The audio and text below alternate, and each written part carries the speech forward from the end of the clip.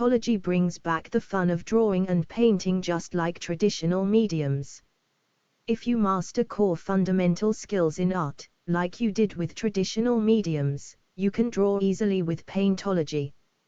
Here are some drawings made with the Paintology app, using just 1 or 2 brushes.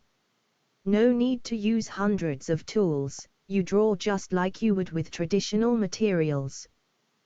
The app is available free from the Google Play Store. Once installed, you will have access to over 600 tutorials with super fun drawing exercises such as paint by numbers, learn digital drawing, the way it was meant to be.